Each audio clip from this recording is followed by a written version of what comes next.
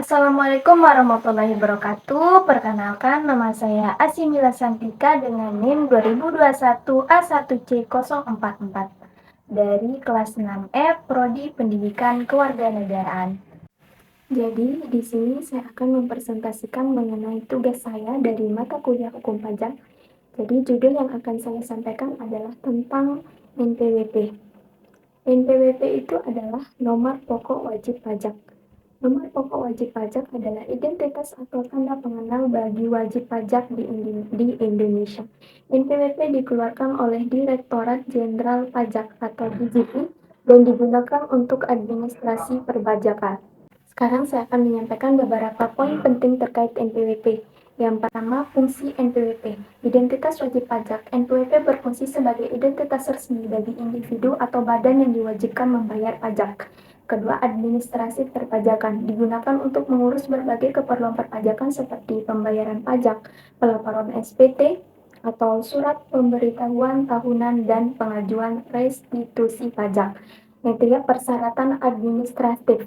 Banyak urusan administratif di Indonesia yang mensyaratkan NPWP, seperti kredit di bank, pembuatan SIUP atau surat izin usaha perdagangan, dan proses jual beli properti. Yang kedua, jenis-jenis NPWP. NPWP pribadi diberikan kepada individu, pekerja lepas, maupun pengusaha perorangan. Kedua, NPWP badan diberikan kepada badan usaha seperti PT atau perseroan terbatas, CV atau Komanditer Venerasap, koperasi, yayasan, dan organisasi lainnya. Poin yang ketiga, kewajiban pemegang NPWP melaporkan SPT tahunan. Wajib pajak harus melaporkan penghasilan tahunan dan membayar pajak yang terutang. Membayar pajak tepat waktu. Pembayaran pajak harus dilakukan sesuai dengan ketentuan yang berlaku untuk menghindari denda atau sanksi. Pemberitahuan perubahan data. Jika ada perubahan data pribadi atau data usaha, wajib pajak harus memberitahu DJP. Poin yang keempat yaitu tentang sanksi bagi yang tidak memiliki NPWP. Wajib pajak yang tidak memiliki NPWP dapat dikenakan denda dan pihak ketiga yang melakukan pembayaran kepada wajib pajak tanpa NPWP akan memotong pajak lebih tinggi. Poin yang kelima yaitu tentang manfaat memiliki NPWP.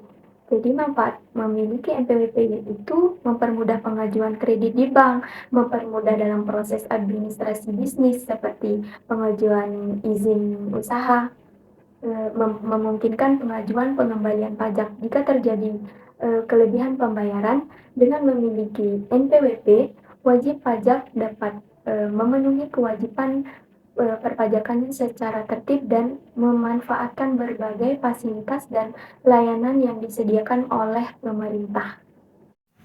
Jadi, melalui pengawasan yang lebih ketat dan akurat terhadap wajib pajak, bisa meningkatkan transparansi dalam sistem perpajakan dan memastikan setiap wajib pajak berkontribusi sesuai ketentuan. Tidak semua wajib pajak patuh dalam melaporkan dan membayar pajak. Jadi, masih diperlukan upaya lebih dalam, sosialisasi dan edukasi mengenai pentingnya NPWP dan kewajiban perpajakan. Pengembangan sistem teknologi informasi yang lebih baik untuk mendukung administrasi perpajakan. NPWP bukan hanya sekedar nomor identitas pajak, tetapi merupakan instrumen penting dalam mendukung sistem perpajakan yang adil, transparan, dan akuntabel. Bagi wajib pajak, NPWP memberikan kemudahan dalam berbagai aspek keuangan dan bisnis. Sementara bagi pemerintah, NPWP adalah alat untuk meningkatkan efektivitas pengelolaan penerimaan. Jadi, ada beberapa tantangan dalam implementasi NPWP. Yang pertama, kepatuhan wajib pajak. Masih banyak masyarakat yang belum sepenuhnya menyadari pentingnya memiliki NPWP dan melaporkan pajak. Yang kedua, pembayaran pajak. Tantangan dalam memastikan wajib pajak membayar pajak secara tepat waktu dan sesuai dengan jumlahnya yang sebenarnya. Tantangan yang ketiga itu pengawasan dan penegakan. Keterbatasan sumber daya. DJP sering menghadapi keterbatasan sumber daya dalam mengawasi dan menegakkan kepatuhan pajak. Keempat, teknologi dan data. Tantangan dalam meningkatkan teknologi dan data untuk meningkatkan efektivitas pengawasan dan penegakan hukum perpajakan. Kompleksi peraturan perubahan sering terjadi perubahan dalam regulasi perpajakan yang membutuhkan adaptasi penyesuaian dari wajib pajak. Kelima, pemahaman peraturan tidak sesuai. Tidak semua wajib pajak memiliki pemahaman yang cukup mengenai peraturan perpajakan yang berlaku.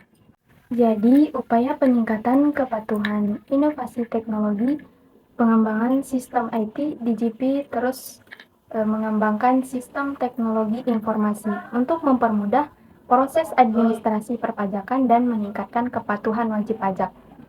Integrasi data, upaya integrasi data dari berbagai sumber untuk mengidentifikasi dan memverifikasi penghasilan wajib pajak. Program pengampunan pajak memberikan kesempatan bagi wajib pajak untuk melaporkan harta yang belum dilaporkan dengan tarif pajak yang lebih rendah. Fasilitas pembayaran pajak. Kemudahan dalam pembayaran pajak melalui berbagai saluran perbankan dan platform digital. Dengan memahami lebih mendalam tentang NPWP, diharapkan setiap wajib pajak dapat menjalankan kewajibannya dengan baik dan berkontribusi pada pembangunan negara melalui pembayaran pajak yang tepat. Jadi sekarang saya akan lanjut mengimplementasikan contoh kasus terkait dengan judul saya yaitu NPWP. Jadi saya akan memberikan contoh tentang pemalsuan NPWP.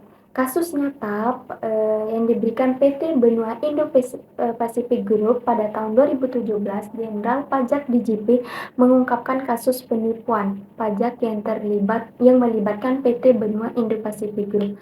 Perusahaan ini terlibat dalam penerbitan faktur pajak fiktif untuk mengurangi kewajiban pajak mereka melalui penyelidikan yang mendalam. DJP menemukan bahwa perusahaan tersebut menggunakan NPWP palsu dan menerbitkan faktur pajak fiktif untuk sejumlah besar transaksi. PT Indo-Pacific Group terlibat dalam pemalsuan nomor pokok wajib pajak atau NPWP yang merupakan bagian dari tindak pidana perpajakan di Indonesia.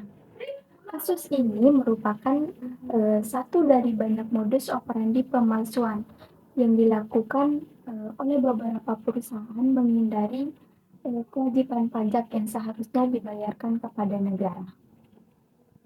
Modus pemalsuan NPWP ini dilakukan menggunakan faktur pajak yang tidak berdasarkan transaksi sebenarnya dan melaporkan surat pemberitahuan tahunan atau SPT yang tidak benar.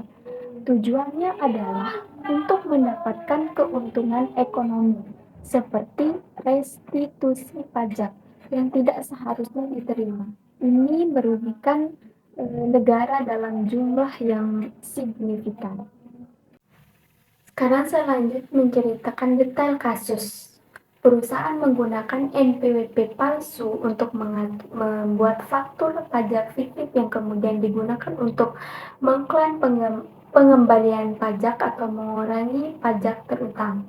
DJP menemukan ketidaksesuaian antara laporan pajak dan data transaksi yang sebenarnya.